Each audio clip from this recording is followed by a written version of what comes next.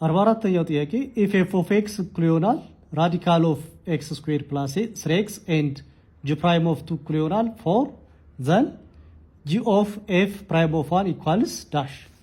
ስለዚህ የዚህን ጥያቄ ለመስራት given question number 44 given f of x which is equals to square root of x square plus 3x አለን and g prime of 2 አራት አለን። ስለዚህ የተጠየቅነው g of f at 1 ይሆናል ማለት ነው። ይሄንን ነው የተጠየቅነው።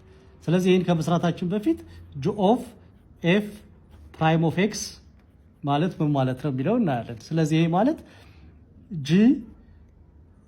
g prime of f of x times f prime of x ነው ማለት ነው። ስለዚህ f prime of x እንደመፈለግ ራዲካል ነው።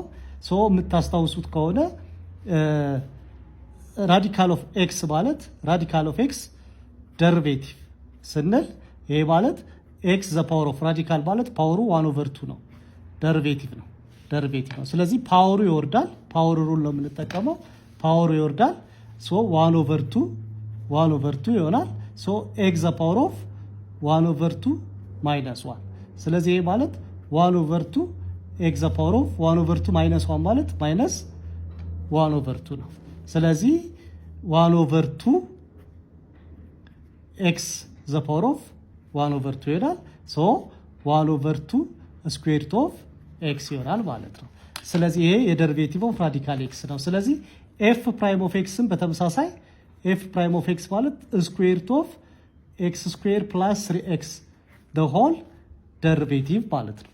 ስለዚህ በዚህ መሰረት ውስጥ ያለው x ስኩዌር ፕላስ 3x የዚህን ፎርም ይዛል። ስለዚህ 1/2 ስኩዌር ሩት ኦፍ x ስኩዌር ፕላስ 3x ይሆናል። ቼን ሩልን አፕላይ ስናደርግ ነገር ግን ሲባዛ የውስጠኛው ደሪቬቲቭ the derivative of x ስኩዌር ፕላስ 3x ፕራይም ማለት ነው።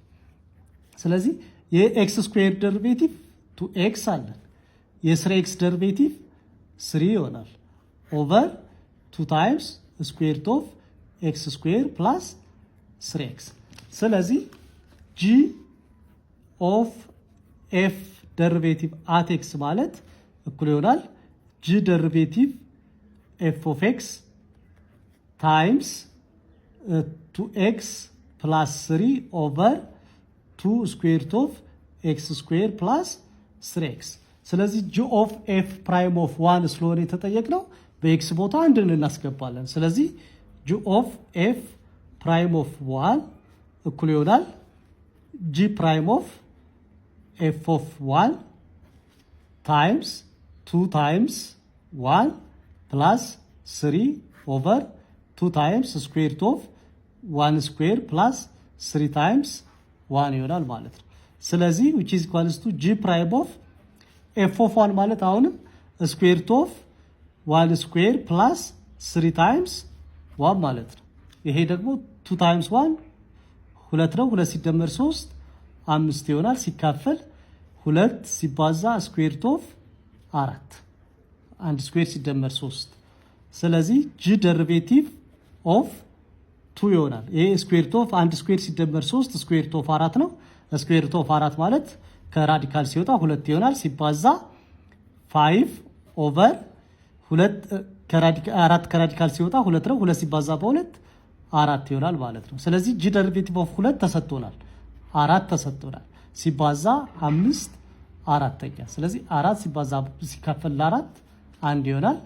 ስለዚህ 5 ይሆናል ማለት ነው። the derivative of g of f prime of 1 5 ይሆናል። መልሳችንም አሁንም d ይሆናል ማለት ነው።